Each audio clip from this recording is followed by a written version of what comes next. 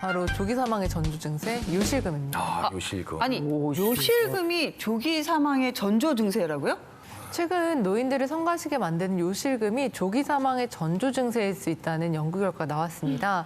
사실 노인들에게 요실금이 생기는 이유는 우리 몸에 있는 배뇨 근육이 빠졌기 때문입니다. 배뇨 근육. 배뇨 근육. 느낌이 뭔지는 알겠는데. 네.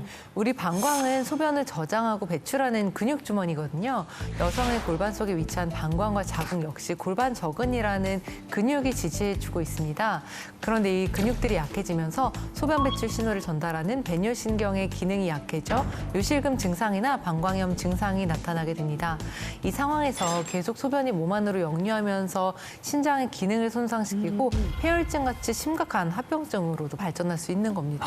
사실 이 요실금이 네. 이제 심각한 분들 보면은 네. 재채기만 해도 요실금은 찔끔찔끔 한다고. 웃기만 해도 그러고 네. 막 네. 그래서 주위에서 그러면은 그냥 우스웠어요. 그냥. 네. 맞아요, 맞아요. 별병으로 생각을 안 하고. 여자들은 좀 약간 수치스럽잖아요. 말하기도. 그 말하기도 좀 그러고 그냥 뭘로 이거를 차고 다녀야 되나 뭐 이런 생각까지만 하지 누가 죽을 건 생각도 안 하는데 그러니까. 네. 죽는다고요? 네, 사망까지 이어진다니까 충격적이네요. 네, 맞습니다. 요실금이 있는 사람은 그렇지 않은 사람에 비해 사망 위험이 2배나 더 높다고 합니다. 오, 참네. 요실금 쉽게 넘길 일이 아니네요. 이 프로그램 하면서 늘 느끼는 게 참 뭐는 몇 배고 하니까 이게 매번 충격적이에요. 조기 사망 위험률 2배나 높인다고 하니까 평소에 그 자신의 배뇨 습관을 확인해 보는 것도 중요할 것 같습니다. 네네. 근감소증이 유발하는 두 번째 질환 뭔지 이승원 쌤. 네.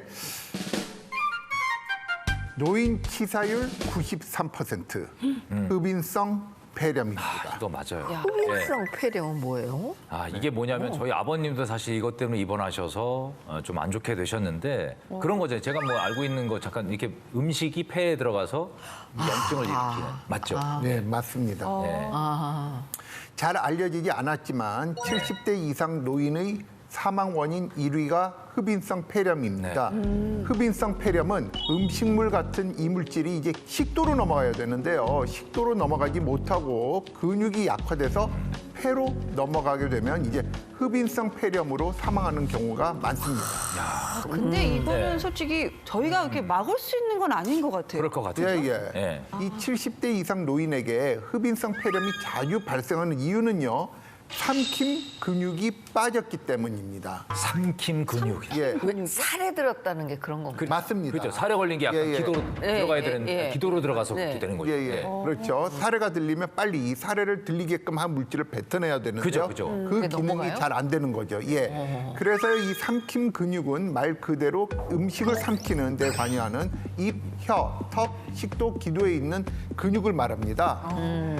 삼킴 근육이 빠지게 되면은요, 음식을 씹고 삼키는 게 이제 쉽지 않으면서 음식물이 식도가 아닌 기도로 넘어가서 이제 살해에 걸리는 일도 잦아지는 거죠.